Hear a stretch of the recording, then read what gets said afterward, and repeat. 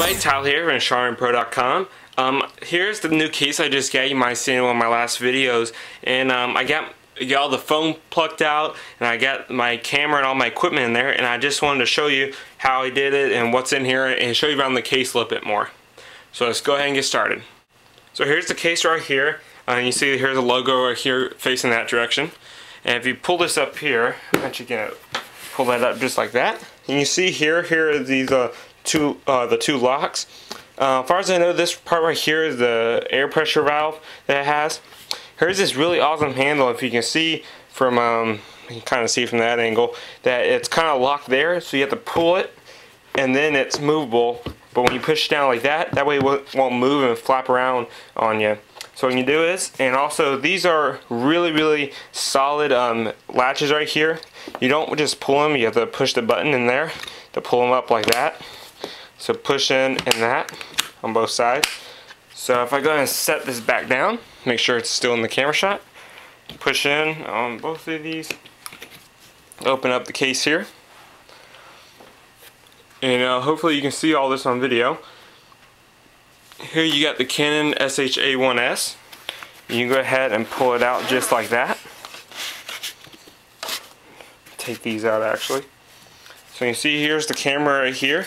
I still have the lens hood on there and all that. And you see how this is perfectly cut out here. You got that spot for the microphone adapter right there. You got this part in the end for like the firewire ports on it on the side here and all that. All you do is take it like that, slide it in, and there it goes. And it's room for all that to fit in.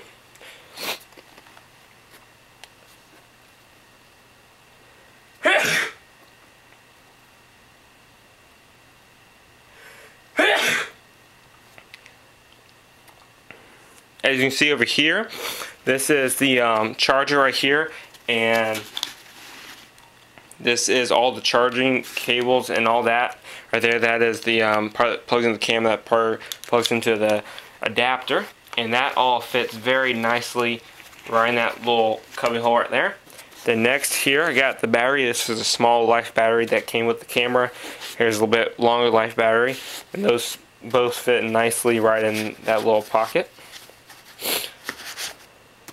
Right here, this might be kind of a, I'll come back to this part because it's a little bit hard to start button the camera there. Over here you can see this is a, go ahead and pull this part out. This is a wireless lavalier mic, and you see the microphone right there, and has an attachable cord there. And then the you have the actual receiver here that's wireless that I can just hook onto this camera and plug into the XLR there. Kind of slide it nicely back in there. Slide that back right there. And all this is very easily accessible, and I can get to it real quickly, and it's all nice and neat. Right here, this is a wireless, and it's not actually wireless, it does plug in through, I think it's a 2.5mm jack. But you have your off and on for the camera, different zoom stuff. You mainly use this when I had my large boom or crane, whatever you want to call it. And I use that in the end, but I do this on the tripod handle, and I have it right there. So that's nice. And then I have some DV tapes and a DV cleaner. I don't really use DV tapes only when I'm out and about. Most of the time I have my computer with me to record to. So right here is all the cables. You see right here, this is the cable for the remote over here. So set that right here. Nextly, this is a XLR to basically RCA right here. This is like plugging up to like a soundboard or anything like that. Is just another added connection there. For this, see if I can pull this one out. This right here, this is a AV cable. This camera did not come with HD AV cables, so these are just standard ones right here to 3.5mm jack right there. Right here, this is the adapter. You see right here, this is what is this called, a TRZ or something like that, something that starts with a T, to XLR to plug into the camera right here, and then that plugs in to the top of my wireless here with this little adapter. so that way I can plug that in or plug that into some other type of unit. Right here, I really don't use this much. I'm actually ordering a longer one. This is about a 6-foot Firewire 400 cable. I just ordered a Firewire 400 to 800. It's about 15 foot long. That way I can reach from the camera to any kind of computer or anything like that I need to. But that's just in there for right now. Right here, this is a 3.5mm jack, headphone jack. That goes from like a soundboard or any other kind of unit, just in case I need more control, and it's male and female. That's about, I think, like 50-something feet long right there. So that comes in handy. Right here, this is a XLR male to female. This plugs into the camera, and this plugs into my soundboard, the Behringer one I have, and that allows me to get audio from the soundboard to this, and that's about 20 feet long. Get that offline as well.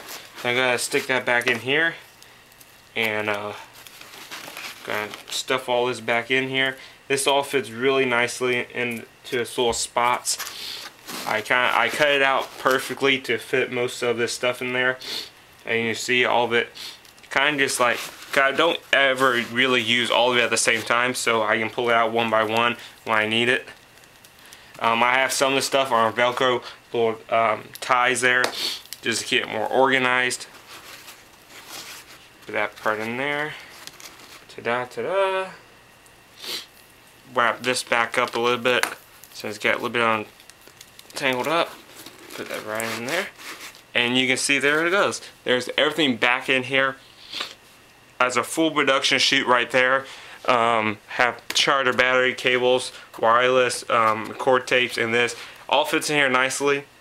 You can see this spot's open right here. I'm eventually gonna put the I'm hoping to get a Firestore focus recorder to basically record to external drive on that thing. You go ahead and check one of those out and just look for a Firestore FS4 is the one I'm thinking about getting. And you can find this online for a pretty good deal, but I'm leaving that open to put it in there. So that way I don't use DV tapes more, or I might just stick it in here if it fits right. But that's pretty much it, guys. That's my full production kit right there. And you go ahead and see it closes nicely there. And I'm off to a shoot right there. I just shot a commercial here recently, a little local commercial, and I really wish I would have had this case, but I didn't have it yet, and I was kind of worried about when I had to see on my camera. But now that I have this nice case, it's gonna work great. This is crush resistant. This is I've seen them on Pelican's website. Take a shotgun to it, run over a car, drop off a waterfall, and everything's protected inside. And it's a really nice case, and I highly recommend it.